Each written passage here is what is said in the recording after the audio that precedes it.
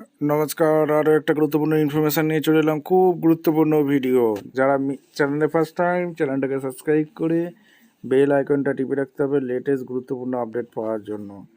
WBP কনস্টেবলের নতুন নিয়োগ, ঠিক আছে? ডব্লিউবিপি কনস্টেবলে নতুন নিয়োগ ফেব্রুয়ারি মাস বা মার্চের প্রথম উইকের মধ্যেই নোটিফিকেশন করে জানিয়ে দেবে ডব্লিউবিপিআরবি বোর্ড।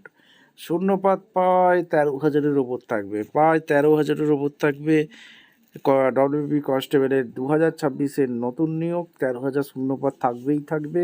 হাতে কিন্তু একদম সময় নেই, প্রস্তুত হয়ে যাও। যারা এখনও প্রস্তুতি নাওনি, ভাবছো প্রস্তুতি নেবো, নোটিফিকেশান বেরোলে তারপর নেবো, কিন্তু নোটিফিকেশান কিন্তু বেরাবে ভোটের আগেই।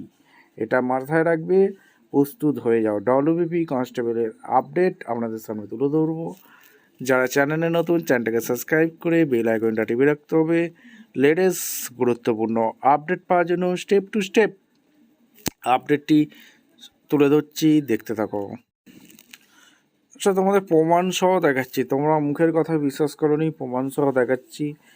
কর্মসংস্থান পেপারে আছে, অথেন্টিক ইনফরমেশান তোমাদের সামনে দিচ্ছি। পশ্চিমবঙ্গ পুলিশ, কলকাতা পুলিশের কনস্টেবল সাব ইন্সপেক্টর পদে নতুন বিজ্ঞপ্তি কবে বেরোবে? একজন জিজ্ঞাসা করেছে, কি বলছে, রানাঘাট নদিয়া থেকে জিজ্ঞাসা করেছে কি কত শূন্যপদ আসবে পশ্চিমবঙ্গ পুলিশে। কি বলছে, প্রায় 10,000 কনস্টেবল পদের বিজ্ঞপ্তি কবে বেরোবে বলছে মার্চে বেরোবে।